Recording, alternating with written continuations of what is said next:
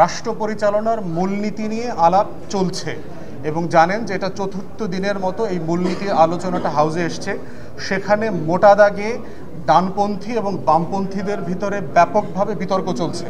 ৭২-এর সংবিধানের মূলনীতি বনাম ৭২-এর সংবিধানের বাইরের মূলনীতি, চতুর্থ সংশোধনীর আগের সিচুয়েশন এবং পঞ্চম সংশোধনীর মূলনীতি।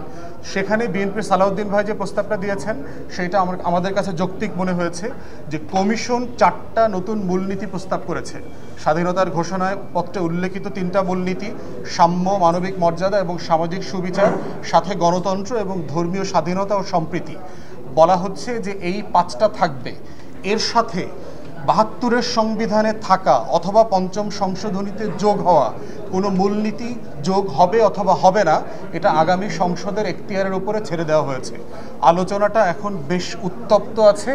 এই মূলনীতি যে 4টি আছে সেটির সাথে এই 3টি মূলনীতি এবং সাম্প্রদায়িক সম্প্রীতি, ধর্মীয় কি এটা ছিল, ধর্মীয় স্বাধীনতা এবং সম্প্রীতি, এটিও যুক্ত থাকতে হবে।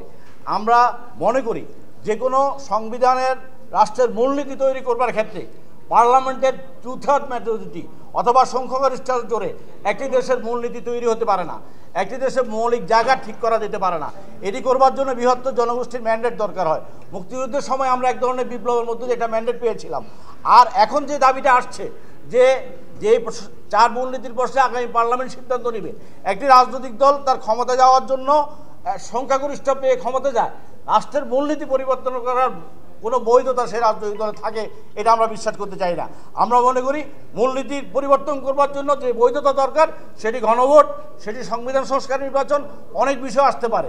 কিন্তু আগামী পার্লামেন্টের কাছে এটা ঠেলে দেওয়া মানে হচ্ছে যে জাতীয় ঐক্যমতের ভিত্তিতে, জাতীয় ঐক্যের ভিত্তিতে সংবিধানের মূলনীতি তৈরি হয় সেটিকে ডেফার্ট করা। এখানে আমরা যারা বসছি, যারা কথা বলছি, সমস্ত রাজনৈতিক দল যদি আমরা একটা জায়গায় পৌঁছাতে পারি সেটাই আমার কাছে বেটার মনে হয়। ৭২-এর সংবিধানে তো ফিরত আসার প্রশ্নই আসে না, কারণ ইতিমধ্যেই সমাজতন্ত্র আপনার আন্তর্জাতিকভাবে একটা পরিচার্য বিষয় হয়ে দাঁড়িয়েছে।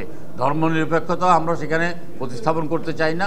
আমরা মূলত গত 4 দিনের আলাপ আলোচনার পরে আপনার কমিশন আজকে যে প্রস্তাব দিয়েছে, সাম্য, মানবিক মর্যাদা, সামাজিক ন্যায় বিচার, সামাজিক সুবিচার, গণতন্ত্র, ধর্মীয় স্বাধীনতা এবং সৌহার্দ্য, এই বিষয়টার প্রতি আমরা সমর্থন দিয়েছি। যদিও আমাদের অনেকের মনের মধ্যে ভিন্ন মত আছে, আল্লাহর উপর অবিচল আস্থা এবং বিশ্বাস, এই শব্দটা আমরা চেয়েছিলাম। তারপরে যেখানে আপনার ধর্মীয় স্বাধীনতা এবং সৌহার্দ্য এই বিষয়টা আসার পরে আমরা মনে করি যে এখানে এই ব্যাপারে ইতি টানা দরকার।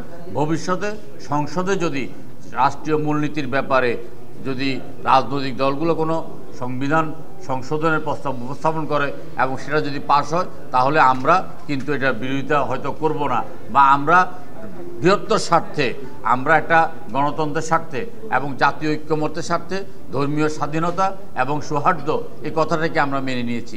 আজকে আপনার কমিশন আলাপ আলোচনা বেশ উত্তপ্তই পরিস্থিতি সৃষ্টি হয়েছে এবং কোনো রাজনৈতিক দল আপনার এখানে কমিশনের এখতিয়ার নিয়ে প্রশ্ন করেছে।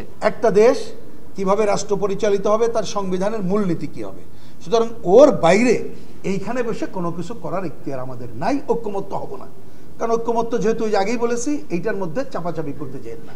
কিন্তু ওনারা, আমরা খুবই কি বলবো যে ক্ষোভের সাথে লক্ষ্য করলাম গতকাল ওনারা আবার একই প্রস্তাব এনেছেন, যার জন্যে আমরা গতকালই ওনাদের কাছে বিকল্প প্রস্তাব উত্থাপন করেছিলাম যে যদি এই ব্যাপারে ঐক্যমত্য হতে চান, কারণ এটা মনে রাখতে হবে মুক্তিযুদ্ধের মধ্য দিয়ে অর্জিত আমাদের এই সংবিধান অনেক অসম্পূর্ণতা আছে বলে আমরা আলোচনা করছি যাতে সম্পূর্ণ করা যায়, কিন্তু মূলনীতির প্রশ্নে ছাড় দেওয়া সম্ভব না।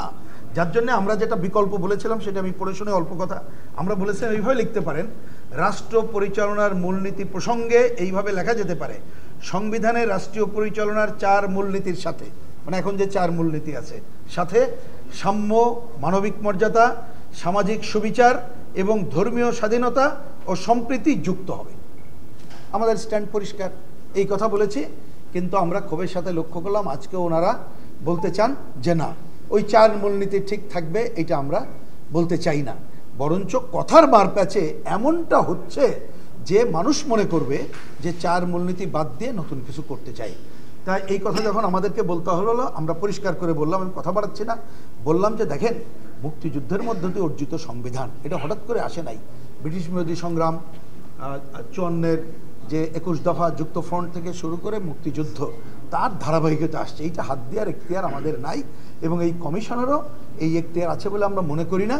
কারণ নীতিগত বিষয় সিদ্ধান্ত আমাদের কাঠামোগত বিষয় থাকতে পারে, আলোচনা করতে পারেন। যাই হোক, সেটা আমরা যখন বললাম, ওনারা এ ব্যাপারে কি করবেন নানা মত আছে, পরে আলোচনা করবেন। কিন্তু আমরা পরিষ্কার করে বলেছি, কমিউনিস্ট পার্টির দিক থেকে, অন্যরা তাদের দিক থেকে বলবেন যে এই ধরনের নীতিগত বিষয় যদি মেজরিটিতে জোর করে শব্দের মারপ্যাচে মুক্তিযুদ্ধের মধ্য দিয়ে অর্জিত বাংলাদেশের সংবিধানে যে 4 মূলনীতি আছে, সেইটা পরিবর্তনের কোনো ইঙ্গিত জাতির সামনে প্রকাশিত করা হয়, সেইটার সাথে আমরা একেবারেই নাই। এবং এই রকম অবস্থা যদি চলতে থাকে, আমাদের পক্ষে ঐক্যমত্য কমিশনের সাথে আলোচনা কন্টিনিউ করা সম্ভব হবে না।